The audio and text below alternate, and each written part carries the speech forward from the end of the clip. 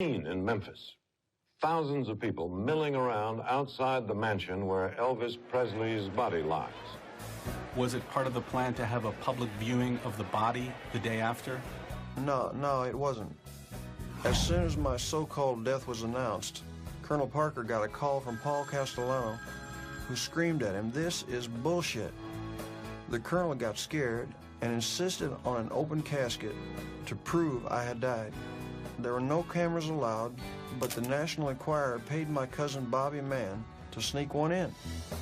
Now, at the public viewing, it was said you didn't look real. That's right. The problem was, as Roscoe got sicker, then being on life support, he lost weight. Well, I had gained weight. So by now, we didn't look much alike.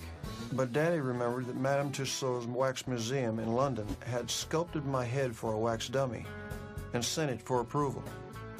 Daddy still had the wax head in his office back of the house.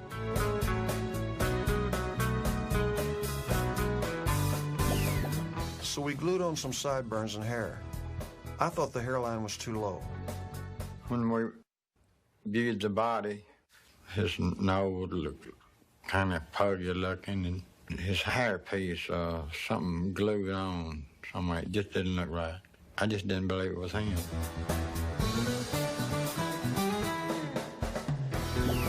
Another problem was Madame Tussauds had made a 25-year-old Elvis head, so it looked too young. But in show business, you work with what you have. Then for the body, we took a wax mannequin from out of my closet where I kept my costumes. And the wax head and body caused another problem. It was so hot in Memphis in August, we had to put an air conditioner in the coffin to keep the wax from melting. Afternoon temperatures rose into the 90s. The scheduled viewing of Presley's body was delayed an hour. People began fainting. So at the funeral, they buried a giant candle and an air conditioner. It took 9 guys to carry it. It looked a little suspicious. Were there any other major mistakes? Well, Joe was supposed to say I was found in the bathroom, but he mixed it up with an earlier story we discussed that I was found in bed. Well, he was upstairs in his bedroom, and I went upstairs to talk to him, and he wasn't breathing when I got up there. Was he lying on the bed? Yeah. Another problem was Dr. Nick had me fill out my death certificate in June. He was supposed to type it up, but his secretary filed the original that was in my handwriting. What about the spelling of your middle name on the gravestone? Why the extra A, A-A-R-O-N, instead of just A-R-O-N, as on your birth certificate? That wasn't a mistake. It was intentional. Who wants to see their name on their grave? I had no intention of putting a hex on myself. Why didn't they drape your casket in an American flag as an ex-Army officer? That would have been disrespectful to the flag and others who gave their lives for our country. Anything else to add about faking your death? Well, I feel badly to this day because, you know, I know Roscoe was dying, but I suspect Dr. Nick may have finished him off to keep the schedule.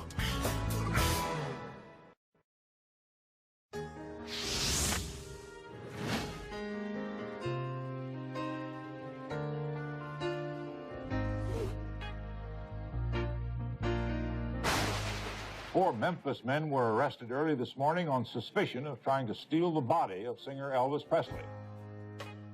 Paul Castellano got even more suspicious after the National Enquirer published the photograph. So he sent some boys to check out the body. They broke into the cemetery, but the FBI had it staked out.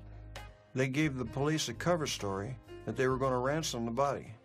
The charges were dropped to avoid a trial where people might ask the wrong questions. After that, Daddy had the casket buried at Graceland.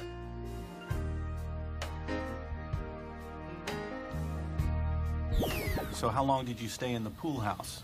In January of 1978, a tourist took an interesting photo of someone in the door. Yeah, that was me. I was a homeless ghost for a few months. I just read books and watched the tourists.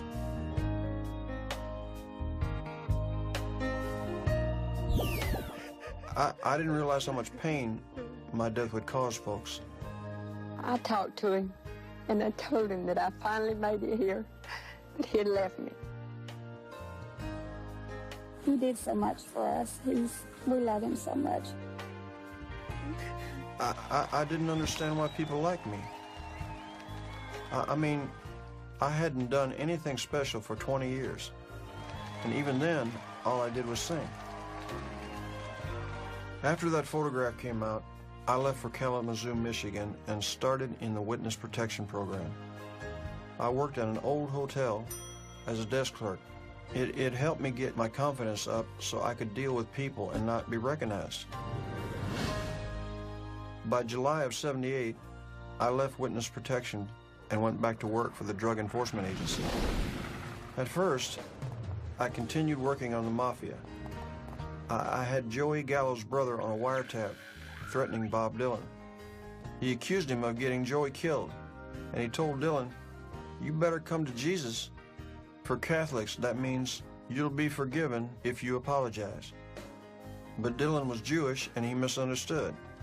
So he went and got baptized and made 3 gospel albums before he came to find an apology would have sufficed.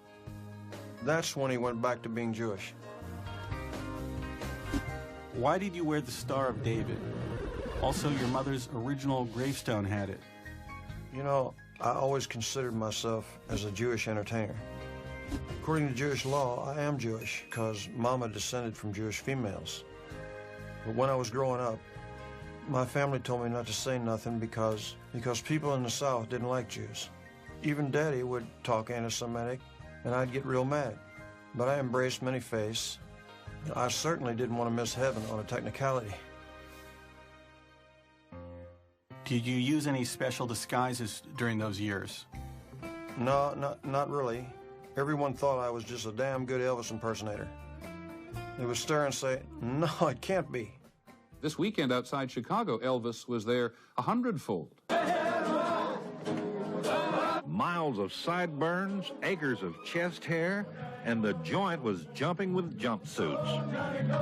Love me too. The impersonators are fantastic. It's a big compliment. In fact, I go to Elvis lookalike conventions. It's the only place I'm able to connect with the fans and not be recognized. Thank you. Thank you very much. Today, I got more lookalikes than anyone on the planet. No one even does a double take.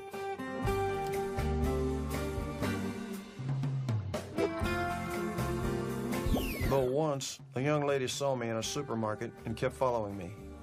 Finally, she said, "I almost can't believe it, but I think I know who you are." And right then and there, in the produce section, she started crying. And I said, "Honey, don't you cry." And she put her arms around me and she said, "I'll always love you."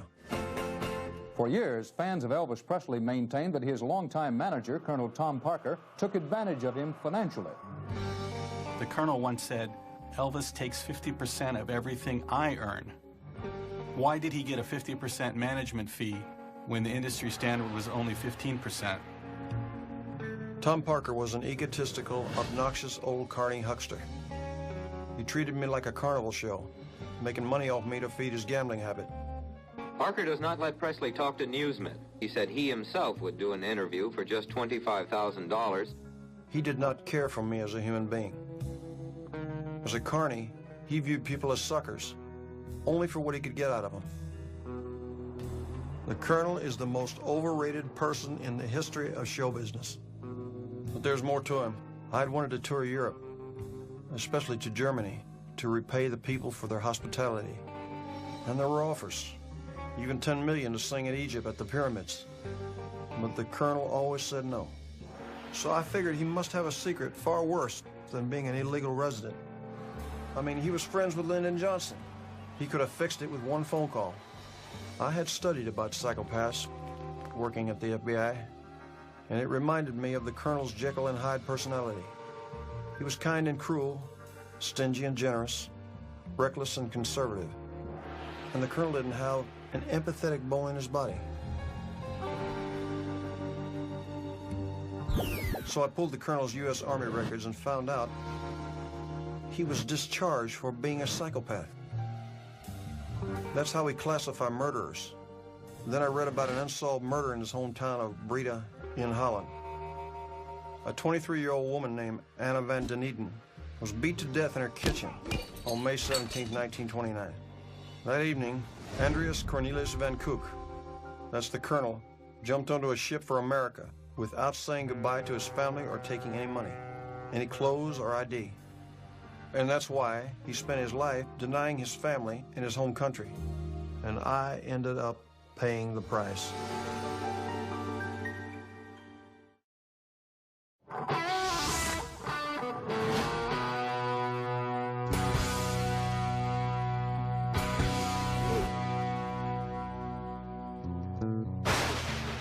In 1980, I was assigned back to the Weather Underground.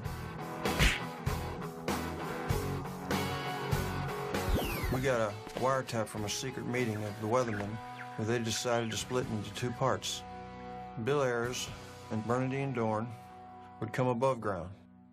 Fugitive from the 1960s, the leader of the violent Weather Underground radicals came out of hiding and surrendered to authorities. Bernadine Dorn of 1980 sounded a lot like Bernadine Dorn of 1969. Rebellion is inevitable and continuous. Resistance by every means necessary is happening and will continue to happen within the United States as well as around the world.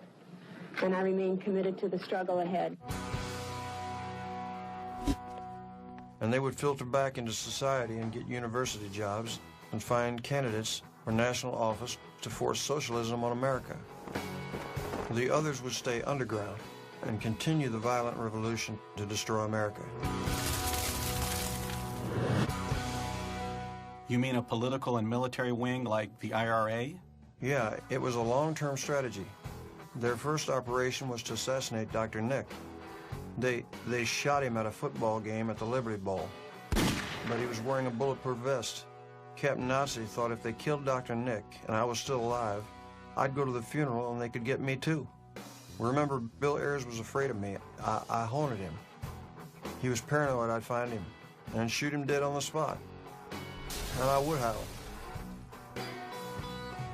And Ayers was an arrogant son of a bitch. Thought he was some kind of a rock star. And now, the weathermen took money from Libya and Cuba and filled up apartments with guns and explosives for a new communist revolution. They had plans to assassinate judges, the governor of New York, former President Nixon, and building plans of New York City police precincts to murder cops again. I was hollering for the DEA to bust the gang because they were so dangerous. But they insisted on watching them to build their case. And sure enough, police booked 2 men and 2 women on charges of armed robbery and the killing of 2 policemen and a Brinks truck guard. Barbara Edson is in fact Kathy Boudin, a 38-year-old member of the radical Weather Underground. They will kill people. And what are their ends? Their ultimate ends have to be the overthrow of a democratic government. And at the end of 1983, they bombed the Capitol again. Police said the bomb was planted in an alcove along the hall behind the Senate chamber. I was so disgusted that I quit the DEA. I mean, I caught Captain Nazi twice, just like Captain Marble Jr. had. But they let him get away.